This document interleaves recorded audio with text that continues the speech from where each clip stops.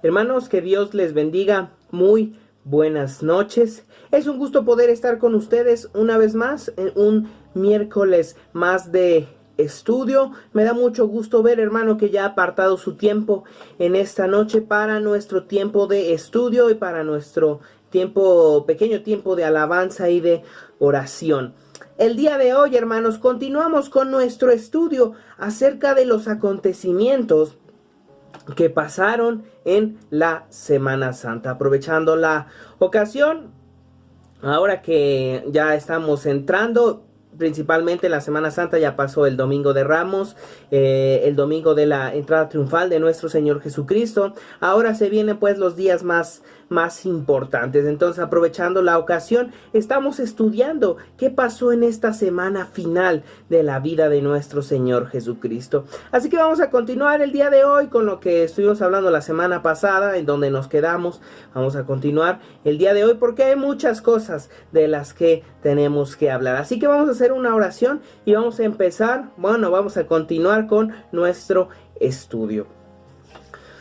Padre, te damos gracias en esta tarde porque tú estás aquí con nosotros. Agradecemos, Señor, tu infinito amor, tu misericordia. Agradecemos, Señor, tu presencia con cada uno de nosotros. Y gracias porque el día de hoy, Señor, nos permites estar ya listos y dispuestos para atender a tu palabra, para, Señor, saber qué es lo que tú hablas por medio de tu escritura. Ahora que estamos recordando esta semana final de vida de nuestro Señor Jesucristo, danos entendimiento para comprender, Señor, la grandeza de lo que pasó con nuestro Señor en esa última semana, todos los acontecimientos que pasaron hasta que llegó a la cruz y resucitó. Gracias por cada uno de mis hermanos que se ha conectado. Pido, Señor, que tú nos ayudes a comprender qué es lo que nos muestra tu palabra acerca de esta semana final de vida de nuestro Señor Jesucristo. Nos ponemos en tus manos, este tiempo pidiéndote, Señor, que tú nos guíes y que nos ayudes a comprender este maravilloso suceso. En el nombre de nuestro Señor Jesucristo. Amén. Y bueno, hermanos, entonces continuamos con nuestro estudio de el día de hoy. Y solamente mencionando rápidamente que parte de este estudio está basado en un libro llamado Una vida perfecta de John MacArthur, en el cual este hermano lo que hace es hacer un acomodo, un compendio total de todos los sucesos de el Señor Jesucristo en los 4 evangelios, los acomoda en un solo escrito y acomoda cosas anteriores, cosas que pasaron después. Es una obra muy completa, la cual nos refleja los acontecimientos de la vida de nuestro Señor Jesucristo en orden. Por eso he usado parte del material de este hermano, porque nos muestra la vida del Señor Jesús en orden. Mencionaba la semana pasada esta frase que me parece importante recordar. El Señor Jesús no murió para hacer Semanas Santas. El Señor Jesús murió para hacer vidas santas. Aprovechamos la ocasión para recordar los días que vivió nuestro Señor Jesucristo, los acontecimientos, todo lo que pasó. Pero la muerte del Señor Jesús no es para recordarlo en la Semana Santa y ya. Lo que hizo el Señor Jesús en la cruz es para transformar vidas. No es para hacer Semanas Santas, es para hacer vidas santas. Entonces, esto simplemente lo menciono porque debemos tenerlo en cuenta. No se trata de la Semana Santa, se trata de lo que el sacrificio del Señor Jesús hace en las vidas, hace en nuestras vidas, y que el sacrificio del Señor Jesús nos transforma. No se trata de una Semana Santa, se trata de una vida santa. Entonces, en lo que nos quedamos la semana pasada fue en esto, en los acontecimientos del día lunes. Mencionamos que el domingo es el Domingo de Ramos, la entrada triunfal de nuestro Señor Jesucristo, y mencionamos cómo esto era una profecía del Antiguo Testamento. Pero también mencionamos el lamento que el Señor Jesús hace por la ciudad de Jerusalén, y ahora estamos en el día lunes. Empezamos a mencionar esto, la limpieza que el Señor Jesús hace en el templo. Esta es la segunda limpieza que el Señor Jesús hace. La primera sucede en Juan capítulo 2 de los versos 13 al 22.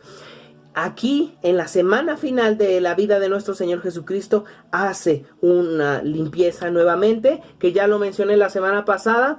De manera interesante, lo que vemos cuando el Señor Jesús hace la limpieza es que Él cita las Escrituras, Él cita a los profetas, Él cita lo que Dios dijo por medio de los profetas, que el templo era un lugar de oración, pero que lo habían convertido en cueva de ladrones. Esto fue algo que los profetas antiguos dijeron y el Señor Jesús está mostrando en este momento. También otra cosa importante mencionar es que el Señor Jesús defiende el derecho de los que no son judíos, de los que son extranjeros, por alabar a Dios. Porque la gente donde se estaba practicando el comercio dentro del templo era en el atrio. Recordamos que el templo estaba compuesto de 3 partes. El atrio era lo que estaba en la parte de más afuera. Era el lugar donde los que eran extranjeros, los que no eran judíos, podían entrar a alabar a Dios, donde podían rendir culto. Pero este era el lugar donde estaban haciendo sus negocios y estaban privando a los extranjeros de esta bendición de poder alabar a Dios. Entonces vemos que Jesús lo que hace es defender el derecho de los extranjeros para alabar a Dios. Es importante mencionar esto porque el Señor Jesús tiene en cuenta que la gente, que el mundo, no solamente los judíos, sino de cualquier otra nacionalidad, podían y debían adorar a Dios. Y esta gente que les estaba privando de esto porque estaban haciendo negocios, el Señor Jesús les reprende y por eso hace la segunda limpieza. Cristo defendió el derecho gentil, el derecho extranjero de alabar a Dios. Esto es lo que sucede en la limpieza del templo. Después de haber limpiado el templo, Juan relata algunos encuentros y discursos que el Señor Jesús dijo ese mismo día lunes, después de la entrada triunfal del domingo, el lunes.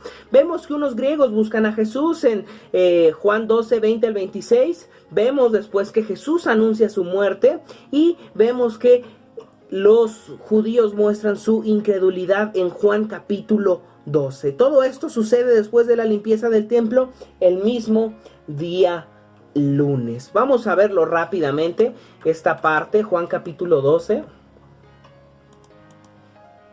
Juan capítulo 12, en los versos, precisamente aquí, verso 37, 36, incredulidad del pueblo judío.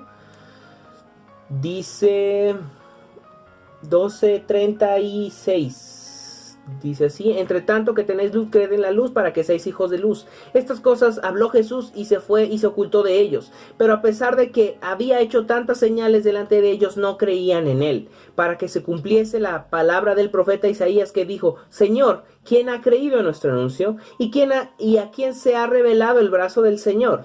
Por esto no podían creer, porque también dijo Isaías: cegó los ojos de ellos y endureció su corazón, para que no vean con los ojos y entiendan con el corazón y se conviertan y yo los sane.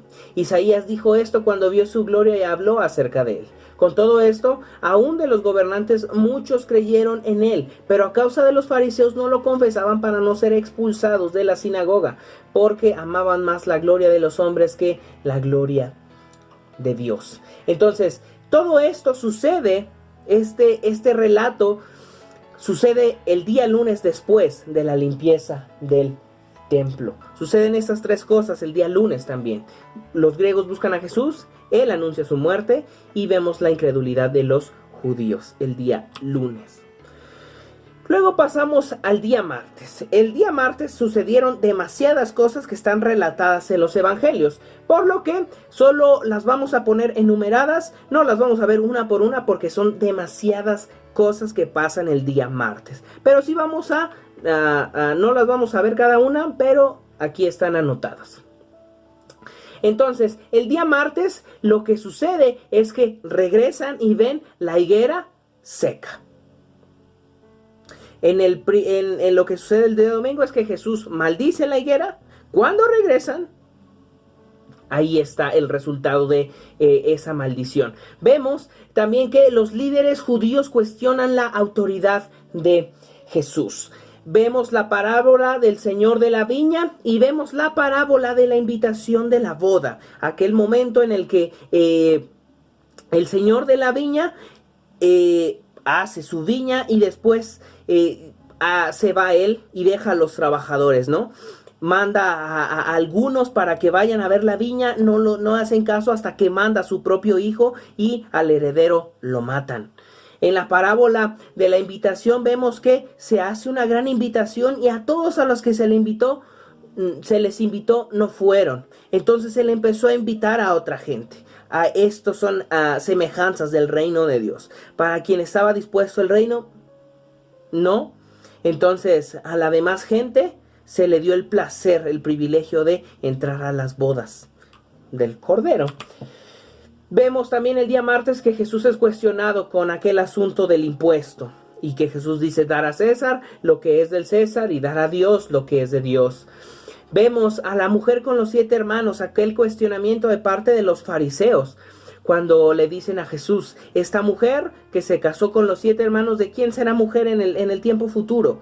Y Jesús les dice, bueno, eso pues ya no va a importar, porque en la siguiente vida ya no, el matrimonio ya habrá pasado. Vemos al fariseo creyente. Hay un fariseo que cree en Jesús. Menciono que no todos los fariseos eran iguales, todos tenían conocimiento de la Escritura, pero algunos habían decidido creer en él, y este es uno de ellos. Este fariseo le hace una pregunta a Jesús, Jesús contesta, y el fariseo le dice, sí, bien has dicho, tienes razón. Y Jesús le dijo a este fariseo, no estás tan lejos del reino a comparación de los demás, porque este fariseo había creído en él. También vemos cómo el Señor habla de aquel asunto, cuando David habla de el Señor le dijo a mi Señor. ¿A quién se está refiriendo? Una cuestión teológica que le da a los fariseos, y los fariseos se quedan sin respuesta alguna. Vemos el martes también que hay lamentos de parte del Señor Jesús sobre los fariseos, que son conocidos como estos ayes, de lamento de lo que iba a suceder con ellos a causa de su incredulidad. Ayes contra los fariseos, cosas que iban a suceder contra ellos. Y vemos una historia muy conocida, la ofrenda de la viuda, aquella mujer que no tenía mucho que dar, que tenía tan solo unas unas pocas monedas que ofrendar, y que lo da todo. Y el Señor Jesús dice, esta mujer ha dado más que todos los demás, porque ella dio todo lo que tenía. Mientras que las demás personas, los fariseos, gente reconocida, lo que hacían era dar sus obras, y esta mujer dio todo lo que tenía. Todo esto sucede el día martes, cuando Jesús está en el templo. Luego el Señor Jesús sale del templo, se pone en el monte de los olivos y da todo un discurso que abarca varias cosas. Primero empieza entonces hablando acerca del principio de dolores, o sea, de tiempos finales, profecías del Señor Jesús acerca de los tiempos finales. Específicamente Mateo 24 habla de esto. Entonces, bueno, anticipa el Señor Jesús los tiempos finales del mundo, de la tierra, de la humanidad. Anticipa su venida, que el Señor Jesús va a volver, y les dice que deben estar atentos y que deben velar y orar, porque no saben en qué momento el Señor Jesús va a venir. Es ahí que viene la parábola de las 10 vírgenes, aquellas vírgenes que estaban esperando junto con la muchacha, estaban esperando al esposo. Y tenían que estar atentas y tenían que estar listas, porque en cualquier momento iba a venir el novio. Tenían que estar listas, podía venir en cualquier momento, y esta es una representación de que el Señor Jesús así va a volver en cualquier momento en que nadie lo espera. Entonces, aquí el Señor Jesús da advertencias, anticipos de de las cosas que van a suceder en el futuro, y de que debemos estar atentos de estas cosas. Vemos también la parábola de los talentos. El Señor Jesús habla acerca de cuando estemos delante del Señor y rindamos cuentas acerca de lo que hicimos. Y finalmente el juicio del Hijo del Hombre. Esto es importante. Vamos a ver Mateo capítulo 25. Mateo capítulo 25, el verso 31. Dice así: Cuando el Hijo del Hombre venga en su gloria y todos los santos ángeles con él, entonces se sentará en su trono de gloria y serán reunidas delante de él todas las naciones y apartará los unos de los otros, como aparta el pastor las ovejas de los cabritos, y pondrá las ovejas a su derecha y los cabritos a su izquierda. Entonces el rey dirá a los de su derecha: venid, benditos de mi Padre, heredad el reino preparado para vosotros desde la fundación del mundo. Porque tuve hambre y me disteis de comer, tuve sed y me disteis de beber, fui forastero y me recogisteis, estuve desnudo y me cubristeis, enfermo y me visitasteis, en la cárcel y vinisteis a mí. Entonces los justos le responderán diciendo: Señor, ¿cuándo te vimos hambriento y te sustentamos, o sediento y te dimos de beber? Cuando te vimos forastero y te recogimos, o desnudo y te cubrimos? ¿O cuando te vimos enfermo o en la cárcel y vinimos a ti? Y respondiendo el rey les dirá: de cierto os digo que en cuanto lo hiciste a uno de estos mis hermanos más pequeños, a mí lo hicisteis. Entonces dirá también a los de la izquierda: apartaos de mí, malditos, al fuego eterno preparado para el diablo y sus ángeles. Porque tuve hambre y no me disteis de comer, tuve sed y no me disteis de beber, fui forastero y no me recogisteis, estuve desnudo y no me cubristeis, enfermo y en la cárcel y no me visitasteis. Entonces también ellos le responderán diciendo: Señor, ¿cuándo te vimos hambriento, sediento, forastero, desnudo, enfermo o en la cárcel y no te servimos? Entonces les responderá diciendo: de cierto os digo que en cuanto no lo hicisteis a uno de estos más pequeños, tampoco a mí lo hicisteis. E irán al castigo eterno y los justos a la vida eterna. El Señor Jesús anticipa todo lo que va a suceder en el futuro y su juicio final cuando Él venga. El Señor Jesús anticipa todo esto en el día martes. Así culmina el día martes y pasamos a el día miércoles. Esto lo encontramos Mateo capítulo 26, Marcos capítulo 14, Juan capítulo 12 y Lucas capítulo 21. De manera muy interesante, los fariseos y sacerdotes habían decidido no matar a Jesús durante la Pascua. Ellos habían decidido que el viernes no. Esto nos habla de la providencia de Dios y de su plan, que en el sacrificio se cumpliera la Pascua eterna. Porque el Señor Jesús fue destinado para morir el día viernes. El día viernes se sacrificaban a los cabritos, se sacrificaban a los corderos, para la fiesta de la Pascua. El día viernes es cuando el Señor Jesús muere.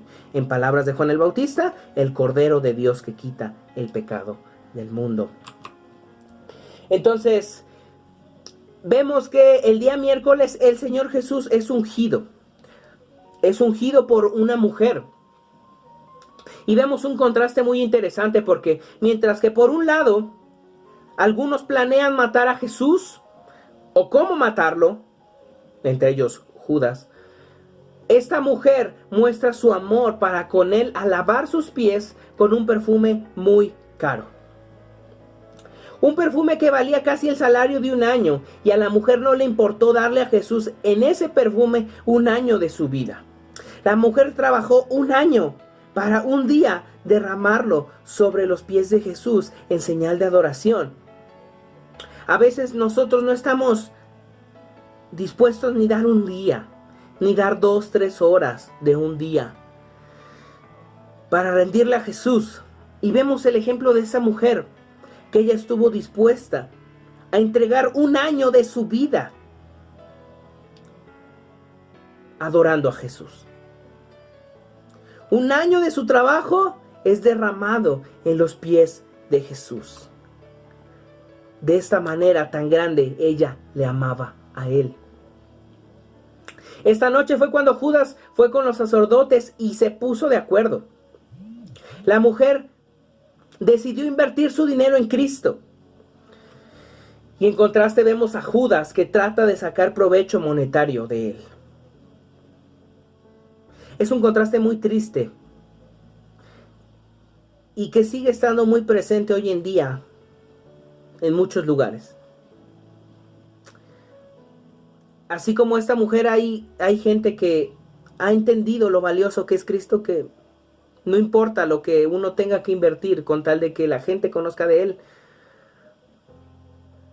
Pero por el otro lado hay gente que utiliza el nombre de Jesús para sacar provecho y volverse ricos. Vemos un interesante contraste este día miércoles. Mientras unos planean matar a Jesús, una mujer decide adorarle y entregarle un año entero de su vida.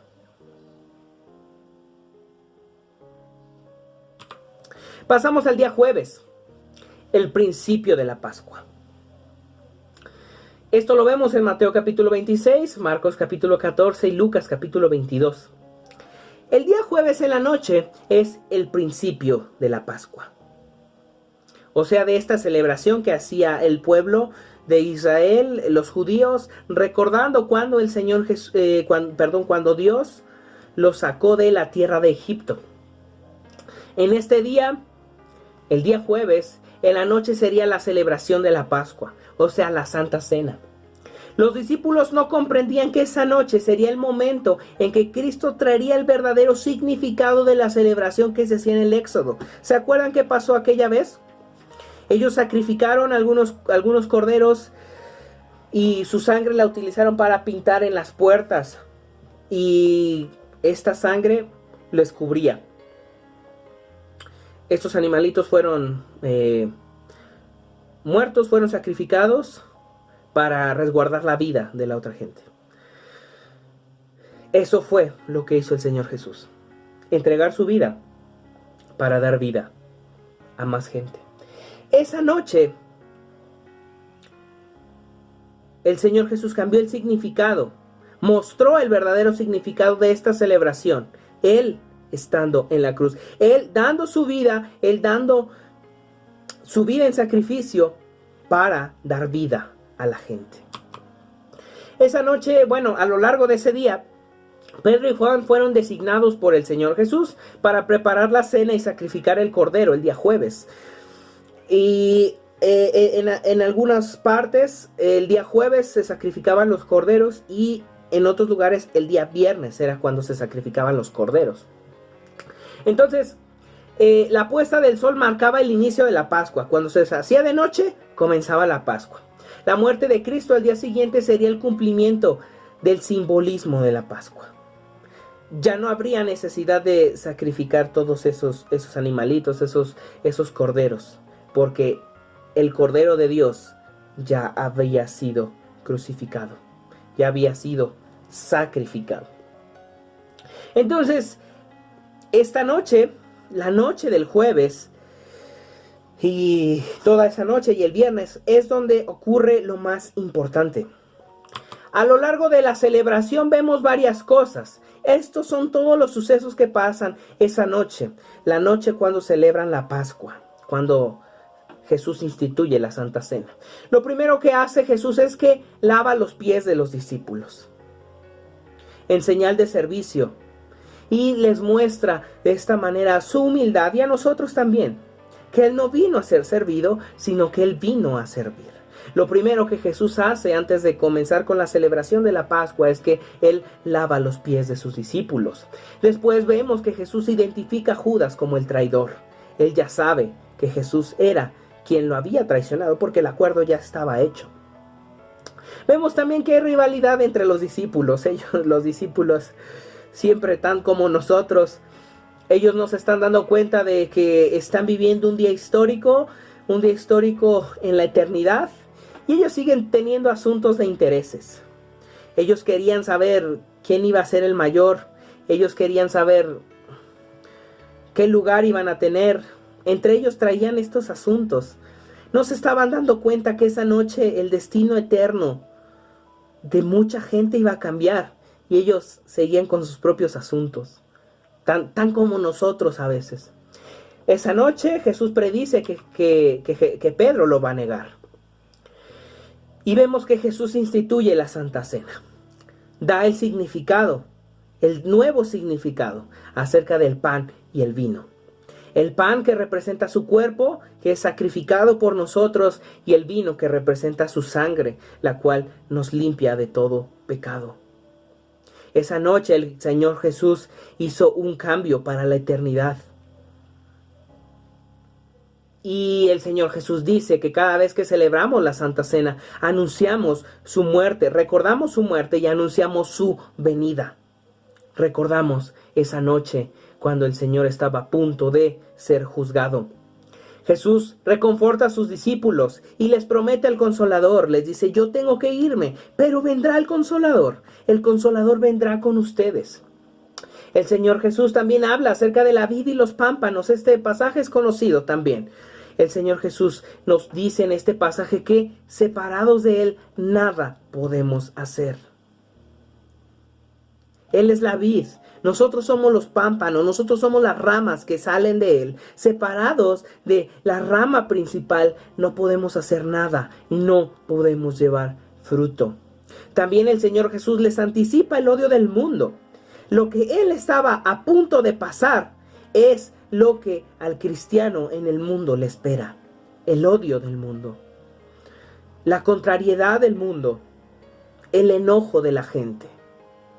Lo que al Señor Jesús estaba por pasarle es algo que a cada discípulo del Señor Jesús nos espera tarde o temprano. Jesús vuelve a hablar acerca del Consolador. Se los anticipa y se los dice. El Señor Jesús también habla de su muerte y su resurrección, esa misma noche. Se los anticipa. Él va a morir, pero también va a resucitar. Casi al final vemos la oración sacerdotal de Cristo. Este pasaje es interesantísimo porque vemos cómo el Señor Jesús tenía comunicación con el Padre. En el Padre Nuestro vemos un modelo de la oración que el Señor Jesús hace y nos deja. Pero aquí, en Juan 17, 1 al 26, vemos cómo el Señor Jesús oraba. No como ejemplo, sino cuál era su oración verdaderamente.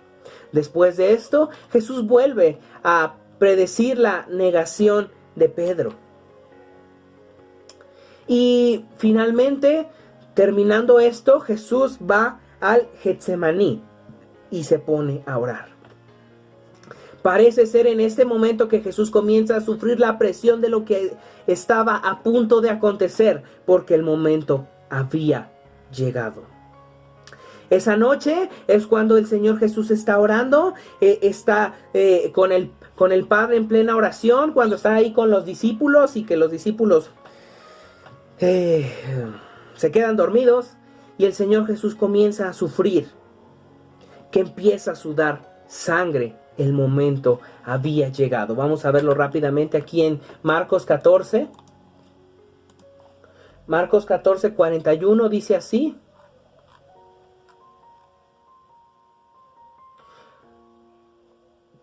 Vino la tercera vez y les dijo a los discípulos, dormid ya y descansad.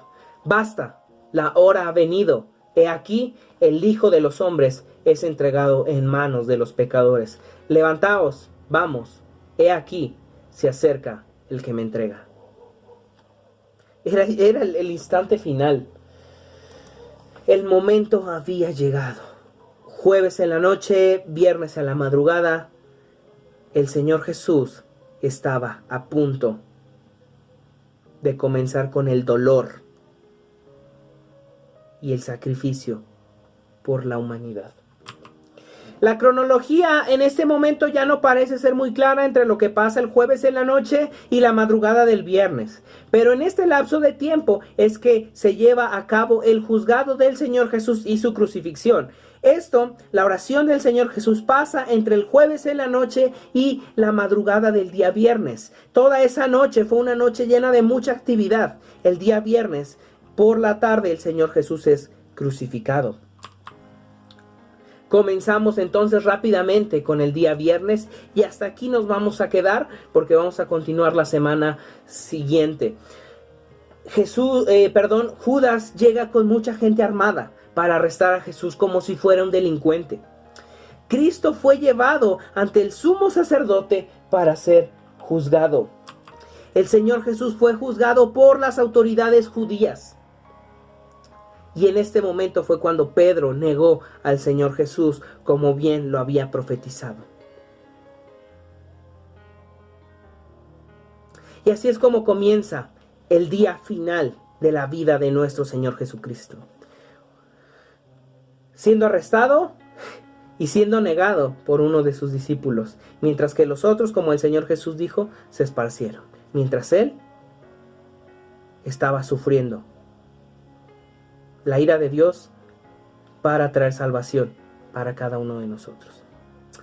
Hermanos, se nos ha acabado el tiempo. La semana que viene vamos a continuar hablando de esto, que es el día importante, la crucifixión del Señor Jesús, y aún más importante también, la resurrección. No olvide asistir a las actividades, no olvide asistir a los cultos, no olvide entrar a las transmisiones, y si tiene alguna pregunta, aquí vamos a estar para responderla. Que Dios les bendiga y nos vemos. Hasta luego.